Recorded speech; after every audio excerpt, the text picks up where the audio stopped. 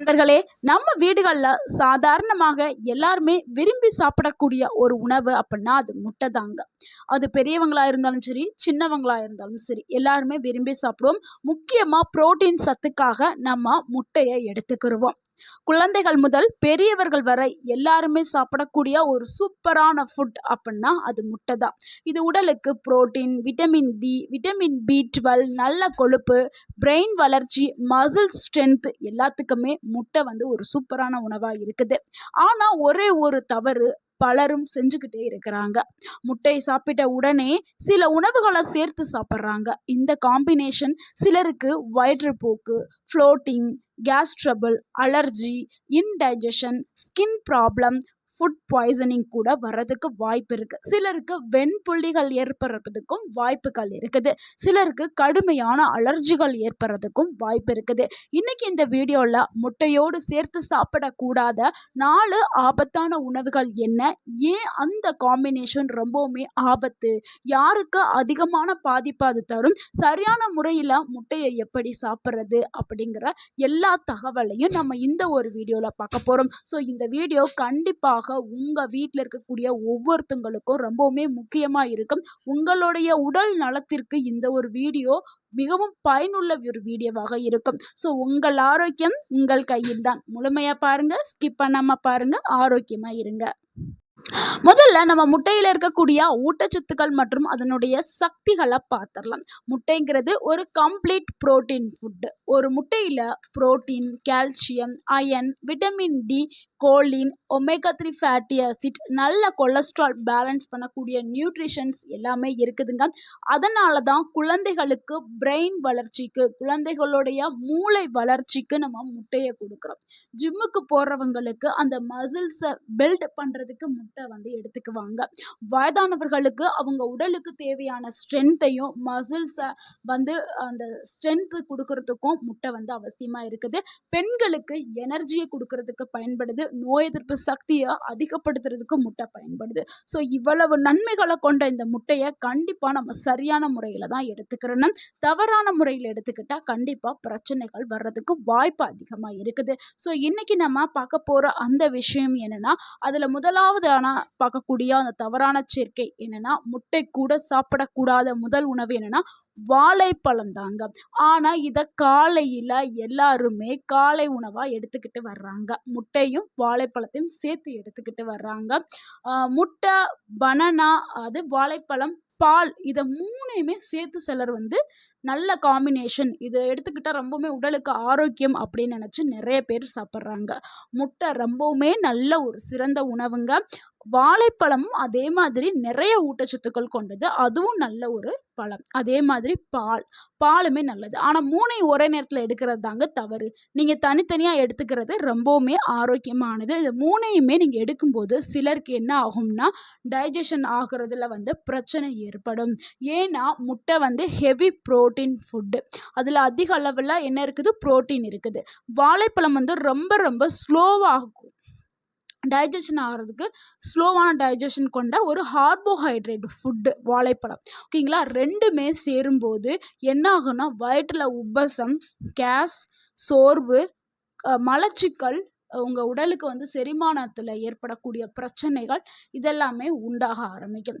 இதனால் கண்டிப்பாக இதை தவிர்க்கிறது ரொம்பவே நல்லது. சிலர் என்ன பண்ணுவாங்கன்னா பாலும் சேர்த்து எடுத்துக்குவாங்க. பாலில் என்ன இருக்குது, கால்சியம், ஹை லெவலில் ப்ரோட்டீன்ஸு. ஸோ முட்டை பாலுமே சேர்த்து எடுக்கக்கூடாது. இது எடுக்கிறதுனாலையும் உடலில் பலவிதமான பிரச்சனைகள் எடுக்கும். இதற்கு மாற்று வழி என்னென்னா, நீங்கள் வாழைப்பழமோ முட்டையோ இல்லை பாலையோ இதில் 3ல் எதை எடுத்தாலும் 1 மணி நேரம் இடைவெளி விட்டுட்டு அட்லீஸ்ட் ஒரு அரை மணி நேரமாவது விடுங்க.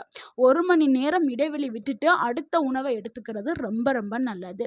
முக்கியமாக யாருக்கு இது அதிக பாதிப்பை ஏற்படுத்தும்னா குழந்தைகளுக்கு, அடுத்து வயதானவர்களுக்கு. செரிமானத்தன்மை யாருக்கெல்லாம் ரொம்ப கம்மியாக இருக்குது, சிலர்லாம் எது சாப்பிட்டாலும் செரிக்கலைன்னு சொல்லுவாங்க, அவங்கெல்லாம் இந்த ஒரு சேர்க்கையை எடுக்கிறத தவிர்க்கிறது ரொம்பவே நல்லது. வருமுன் காப்போம். ஸோ இதை வந்து தவிர்த்துருங்க. வந்ததுக்கு அப்புறம் பிரச்சனையில் போய் மாட்டிக்கிறதுக்கு நீங்கள் இந்த காம்பினேஷனை தவிர்க்கிறது ரொம்பவே நல்லது. அப்படி நீங்கள் சாப்பிட்றதா இருந்தால் 1 மணி நேரம் இடைவெளி விட்டுட்டு எடுக்கிறது ரொம்ப ரொம்ப நல்லது. அடுத்து நம்ம 2வதா பார்க்கக்கூடிய ஒரு தவறான சேர்க்கை என்னன்னா, முட்டை கூட சாப்பிடக்கூடாத 2வது உணவு என்னன்னா, டீ, காஃபி தாங்க. முட்டைங்கிறது ஒரு சூப்பரான உணவு. நெறைய பேர் என்ன பண்றாங்கன்னா, காலையிலயோ இல்ல மாலை நேரத்திலயோ ஏன்னா ஸ்நாக்ஸா முட்டைய எடுத்துக்கிறாங்க. டீ, காஃபி கூட அடிக்கிறாங்க. இது ரொம்ப ரொம்ப தமிழ்நாட்ல தான் அதிகமா நடக்குது இந்த ஒரு தவறு. முட்டை எதுக்காக நம்ம சாப்பிடுறோம்? முட்டையில இருக்கக்கூடிய ஊட்டச்சத்துக்காக. அதுக்காக தான் நம்ம சாப்பிடுறோம். எதுக்கு சாப்பிடுறோம்னே தெரியாம நெறைய பேர் வந்து இந்த 2 காம்பினேஷன எடுத்துக்கிறாங்க.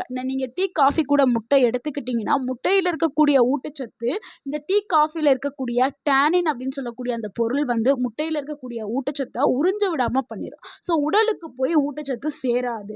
அப்ப நீங்க ஒரு டேஸ்ட்டுக்காக வேணா சாப்பிட்டா தான் உண்டு. ஸோ அதனால உங்களுக்கு முழுமையான ஊட்டச்சத்து வேணும்னா, நீங்க முட்டைய தனியாவும், காஃபி, டீய தனியாவும் எடுத்துக்கிறணும். நெறைய பேர் என்ன பண்றாங்கன்னா, காலையில வந்து எக்ல வந்து ஆம்ப்லேட் போட்டு, டீ வச்சு சாப்பிடுறாங்க. நெறைய பேரு பாயில் பண்ண எக்கு கூட காப்பி சேர்த்து சாப்பிடுறாங்க. ஸோ இதனால என்ன ஆகும்? டீ, காஃபில டானின் மற்றும் கஃபைன் வந்து இருக்குது. முட்டையில இருக்கக்கூடிய புரோட்டீன் சத்த அது வந்து உறிஞ்ச விடாம நம்ம உடலுக்கு வந்து பண்ணிரும். ஸோ அதனால தான் நம்ம முட்டைய தனியாவும், இந்த காஃபி, டீய தனியாவும் எடுத்துக்கிறணும். சிலருக்கு என்ன ஆகும்னா, அதையும் தாண்டியுமே வந்து அசிடிட்டி ப்ராப்ளத்த உண்டாக்கும். அசிடிட்டி, இன்டைஜஷன், ஸ்டொமக்ல வந்து இரிட்டேஷன் இது எல்லாத்தையுமே உண்டாக்கும். முக்கியமா யாருக்கு ரொம்பவுமே ஆபத்த இத ஏற்படுத்தும்னா, அல்சர் இருக்கிறவங்க இந்த காம்பினேஷன தவிர்க்கிறது ரொம்ப ரொம்ப நல்லது. அடுத்து கேஸ்ட்ரிக் ப்ராப்ளம் இருக்கிறவங்க, குடல் சார்ந்த பிரச்சனை இருக்கும்ல, அவங்க எல்லாருக்குமே இது அதிகமான ஆபத்தை ஏற்படுத்தும். அதனால இத தவிர்க்கிறது ரொம்ப ரொம்ப நல்லது. இதுக்கு சரியான வழி, மாற்று வழி அப்பன்னா முட்டை சாப்பிட்டு ஒரு 45 நிமிஷம் இல்லன்னா 1 மணி நேரம் கழித்து நீங்க டீ, காஃபிய குடிக்கலாம். நானே நெறைய பேர பார்த்துருக்கேன். ஈவ்னிங் டைம்ல டீ கடையில முட்டை போண்டா இருக்கும். ஸோ முட்டை போண்டாவையும், டீயையும் ஒரு காம்பினேஷனா எடுத்து நெறைய பேர் சாப்பிடுறாங்க. ஸோ அந்த மாதிரி இன்னுமே சாப்பிடாதீர்கள். அடுத்து நம்ம 3வதா பார்க்கக்கூடிய ஒரு தவறான சேர்க்கைய பார்த்துறலாம். முட்டை கூட மீன் வந்து சாப்பிடக்கூடாதுங்க. இத பற்றி பலரும் கேள்விப்பட்டிருப்பீங்க. முட்டையும் மீனும் சேர்ந்து சாப்பிட்டா அலர்ஜி வரும்னு. எல்லாருக்கும் வராதுங்க. ஆனா சிலருக்கு சிவியரான அலர்ஜியை ஏற்படுத்திரும். அதனால ரொம்ப ரொம்ப கவனமா இருங்க. இதனுடைய அறிகுறிகள் என்னன்னா, ஃபர்ஸ்ட்டு வந்து லைட்டா ஸ்கின்னுல வந்து ஒரு அரிப்பு ஏற்படும். லைட்டான ஒரு அரிப்பு தான் ஏற்படும். அடுத்து வந்து ரொம்பவுமே இந்த சொறிப்பட மாதிரியான ரொம்ப அரிக்க ஆரம்பிச்சுரும். சிலருக்கு வந்து இத சாப்பிட்டோன வாமிட் வரும். ஸோ அவங்கலாம் தயவுசெய்து இது வந்து ஒரு டைம் இந்த காம்பினேஷன் எடுத்தீங்கன்னா, ஒத்துக்கல அப்டின்னா, நீங்க இத தவிர்க்கிறது ரொம்பவே நல்லது. சில பேருக்கு வந்து மூச்சு விடுறதுல சிரமம் கூட ஏற்படலாம். சிலருக்கு வந்து கை, கால்கள்ல வீக்கம் ஏற்படலாம். இது யாருக்கெல்லாம் இது ஏற்படும்னா, சென்சிட்டிவ் பீப்பிள்ஸ்க்கு வந்து இது வந்து ஏற்படலாம். அதனால அவர்கள் வந்து நீங்க இந்த முட்டை, மீன் சேர்த்து சாப்பிடுறத நீங்க தவிர்க்கிறது ரொம்பவே நல்லது. ஏன்னா, முட்டையிலயும் என்ன இருக்குது? ஹை லெவல்ல புரோட்டீன்ஸ் இருக்குது. மீன்லயும் ஹை லெவல்ல புரோட்டீன்ஸ் இருக்குது. ஸோ இது 2மே சேரும்போது சிலருக்கு வந்து பிரச்சனைகள் ஏற்படுது. அதனால அவர்கள் தவிர்க்கிறது ரொம்ப ரொம்ப நல்லது. குறிப்பா இது யாருக்கா அதிகமா ஆபத்தை ஏற்படுத்தும்னா, ஆல்ரெடி அலர்ஜி ஹிஸ்டரி இருக்கிறவங்க. ஏற்கனவே வந்து எது சாப்பிட்டாலும் அலர்ஜி ஆகும். சிலருக்கு வந்து மீன் சாப்பிட்டாவே வந்து மேல்லாம் அரிக்க ஆரம்பிக்கும். ஸோ அந்த மாதிரி அலர்ஜி இருந்தா நீங்க எந்த 2 காம்பினேஷன் எடுக்கிறத கண்டிப்பா தவிர்க்கணும். அடுத்து ஆஸ்துமா பிரச்சனை இருக்கக்கூடிய ஆஸ்துமா நோயாளிகள் இருப்பாங்கல்ல, அவங்க இந்த காம்பினேஷன தவிர்க்கிறது ரொம்ப ரொம்ப நல்லது. அடுத்து குழந்தைகளுக்கு இந்த காம்பினேஷன குடுக்குறது ரொம்ப ரொம்ப தவறு. நம்ம தெரியாம செய்யக்கூடிய ஒரு சின்ன தவறு தான் பெரிய பிரச்சனையில கொண்டு போய் விடும். அதனால இன்னமே மீனும், முட்டையும் ஒரே நேரத்துல குடுக்கிறத தவிர்த்துடுங்க. நீங்க வந்து அது 1 மணி நேரம் இடைவெளி விட்டு நீங்க குடுக்கலாம். ஸோ 2மே நல்ல ஒரு ஆரோக்கியமான ஊட்டச்சத்துக்கள் கொண்ட உணவு. நீங்க இடைவெளி விட்டு குடுக்கிறது ரொம்ப ரொம்ப நல்லது. அடுத்து நம்ம 4வதா பார்க்கக்கூடிய ஒரு தவறான சேர்க்கை என்னன்னா, முட்டையுடன் சாப்பிடக்கூடாத அந்த 4வது உணவு என்னன்னா, எலுமிச்சை பழம் தாங்க. எலுமிச்சை பழம் மட்டும் இல்லங்க. சிட்ரிக் ஆசிட் நிறைந்த உணவுகள் எல்லாமே எலுமிச்சை, ஆரஞ்சு பழம், நார்த்தங்கா இது எல்லாத்துலயும் என்ன இருக்குன்னா, சிட்ரிக் ஆசிட் இருக்குது. ஸோ அது முட்டை கூட எடுக்கவே கூடாது. சிலர் வந்து என்ன பண்ணுவாங்கன்னா, எக் சாலட் அதிகமா லெமன் சேர்த்து சாப்பிடுவாங்க. அல்லது வினிகர், ஆசிடிக் சோர்ஸ் இது எல்லாமே சேர்த்து எடுப்பாங்க. வினிகர்லாம் என்ன இருக்குது? ஆசிட் வந்து இருக்குது.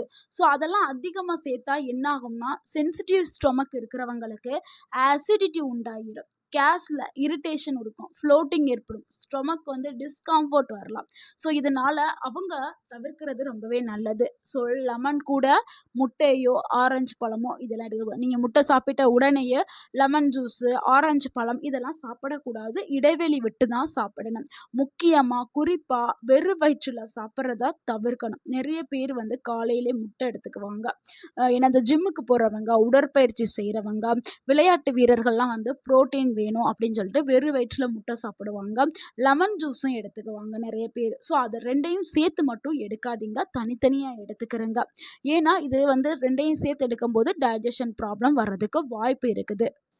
அடுத்து நம்ம பார்க்கக்கூடிய மிகப்பெரிய தவறு என்னன்னா, இப்ப பார்த்த இந்த 4 காம்பினேஷனுமே எல்லாருக்குமே ஒரே மாதிரியான எஃபெக்ட்ட தரவே தராதுங்க. ஏற்கனவே செரிமான தன்மை கம்மியா இருக்கும்ல, வீக் டைஜஷன். ஸோ அவங்க இருந்தாலோ, இல்ல அலர்ஜி ரிலேட்டடான ஹிஸ்ட்ரி இருக்கிறவங்க, கேஸ்ட்ரிக் ப்ராப்ளம் இருக்கிறவங்க, லிவர் ப்ராப்ளம் இருந்தா கூட இந்த காம்பினேஷனை தவிர்க்கிறது ரொம்ப ரொம்ப நல்லதுங்க. முக்கியமா நம்ம முட்டைய எடுக்கும்போது எப்பவுமே நல்லா அவித்த முட்டைய மட்டும் தான் சாப்பிடணும். ஹாஃப் பாயில்ல கூட சாப்பிடக்கூடாது. ராவாவும் சாப்பிடக்கூடாது. அதாவது பச்சை முட்டையும் சாப்பிடக்கூடாது. பழைய முட்டையும் சாப்பிடக்கூடாது. ஃப்ரிட்ஜில் அதிக நாட்கள் வச்சிருந்த முட்டையும் சாப்பிடக்கூடாது. ஸோ முட்டைய நம்ம ஃப்ரெஷ்ஷா அன்னைக்கு நீங்க நல்லா பாயில் பண்ணி தான் சாப்பிடணும். இப்படியெல்லாம் நீங்க சாப்பிட்டீங்கன்னா ஃபுட் பாய்சன் வர்றதுக்கான வாய்ப்புகள் இருக்குது. ஸோ நீங்க சாப்பிடக்கூடிய எந்த உணவா இருந்தாலும் நல்லா தேர்ந்தெடுத்து, நல்ல ஒரு காம்பினேஷன், நல்ல ஒரு சேர்க்கைய தேர்ந்தெடுத்து தான் சாப்பிடணும். இப்ப நம்ம பார்த்த இந்த 4 சேர்க்கைய நீங்க கண்டிப்பாக அவாய்ட் பண்ணணும். ஸோ நெறைய பேர் கமெண்ட் பண்ணுவீங்க, "நான்லாம் இத ஆல்ரெடி சாப்பிட்டுட்டு தான் இருக்கேன். எனக்கு ஒண்ணுமே ஆகல" அப்படின்னு. ஒண்ணுமே ஆகலன்னா ரொம்பவே சந்தோஷங்க. நீங்க ரொம்பவுமே ஆரோக்கியமா, ஹெல்த்தியா இருக்கீங்கன்னு அர்த்தம். ஏன்னா நெறைய பேருக்கு ஆல்ரெடி உடல்ல ஏதாவது ஒரு பிரச்சனை இருக்கிறவங்க இந்த மாதிரி எடுக்கும்போது கடுமையான பாதிப்பு அவங்களுக்கு ஏற்படும். அதையும் நான் மீண்டும் மீண்டும் சொல்லிக்கிறேன். ஸோ அதனால வருமுன் காப்பது ரொம்பவுமே சிறந்தது. இந்த 4 சேர்க்கைய தவிர்க்கிறத கண்டிப்பா நீங்க தவிர்த்துடுங்க. ஸோ முட்டைய எப்படி சரியா சாப்பிடுறதுன்னா, நீங்க நல்லா அவிச்சு சாப்பிடுங்க. அப்படி நீங்க ஆம்லேட் போட்டு சாப்பிடணும்னு நெனச்சீங்கன்னா, ஆயில் கம்மியா முட்டைய சாப்பிடுறதுக்கான சிறந்த நேரம்னா, காலை உணவோடு நீங்க வேக வைத்த ஒரு முட்டைய எடுத்துக்கிறது ரொம்ப ரொம்ப நல்லது. அப்பதான் உங்களுக்கு நல்ல கூடுதலான பலன்கள் வந்து கிடைக்கும். அது கூட நீங்க காய்கறிகள் சேர்த்து சாப்பிடுறதாங்க சிறந்தது. ஸோ இதோட பெஸ்ட் காம்பினேஷன் அப்படின்னா, எக் பிளஸ் வெஜிடபிள்ஸ் எடுத்துக்கிடலாம். ஹோல் கிரெயின்ஸ் அதாவது தானியங்கள் இருக்குல்ல, தானியங்கள், நட்ஸு இதெல்லாமே எடுத்துக்கலாம். நட்ஸ் எடுக்கிறதா இருந்ததுன்னா நீங்க அளவா எடுத்துக்கணும். அதிகமா எடுத்தீங்கன்னா ஒபிசிட்டி வர்றதுக்கான வாய்ப்புகள் இருக்குது. ஸோ இந்த மாதிரி தான் நீங்க முட்டைய சாப்பிடணும். ஒரு நாளைக்கு எவ்வளவு முட்டைகள் நீங்க சாப்பிடலாம்னா, நல்ல ஹெல்த்தியான ஒரு ஆரோக்கியமான ஒரு பெரியவர்களுக்கு வந்து ஒரு நாளைக்கு 1லிருந்து 2 முட்டை வரைக்கும் நீங்க ஒரு நாளைக்கு தாராளமாக எடுத்துக்கலாம். ஜிம்மில் ஒர்க் அவுட் பண்றவங்க அவங்க வந்து 2லிருந்து 4 வரைக்கும் கூட எடுத்துக்கலாம். குழந்தைகள் வந்து ஒரு நாளைக்கு 1 முட்டைங்கிறதே அவங்களுக்கு போதுமானது. இதையும் தாண்டி நீங்க அதிகமா முட்டை சாப்பிட்ணும்னா, நீங்க உங்களுடைய உடல உங்களுடைய டாக்டர்ட்ட போயிட்டு காமிச்சு எவ்வளோ எடுக்கணும் அப்படிங்கிறத அவங்க வந்து உங்களுடைய உடலை பார்த்து சொல்லுவாங்க, ஆலோசனை கொடுப்பாங்க. இது நார்மலான பொதுவான தகவல் தான் நான் இப்போ சொன்னது. நண்பர்களே, முட்டைங்கிறது ஒரு சூப்பரான ஒரு உணவுங்க. ஆனால் அது எப்படி சாப்பிட்றோங்கிறது தான் ரொம்ப ரொம்ப முக்கியம். ஸோ நம்ம இப்போ சொன்ன மாதிரி நீங்கள் எடுத்துக்கிறங்க, ஆரோக்கியமாக இருங்க. இந்த வீடியோ உங்களுக்கு பயனுள்ளதாக இருந்திருந்தா இந்த வீடியோக்கு ஒரு லைக் பண்ணுங்கள். இந்த வீடியோவை உங்களுடைய ஃப்ரெண்ட்ஸ் அண்ட் ஃபேமிலிக்கு ஷேர் பண்ணுங்கள். மறக்காமல் நம்ம சேனலை சப்ஸ்கிரைப் பண்ணுங்கள், சப்போர்ட் பண்ணுங்கள், கமெண்ட் பண்ணுங்கள். தேங்க்யூ ஃபார் வாட்சிங் அண்ட் வாழ்க வளமுடன். உங்கள் ஆரோக்கியம் உங்கள் கையில் தான். நன்றி, வணக்கம்.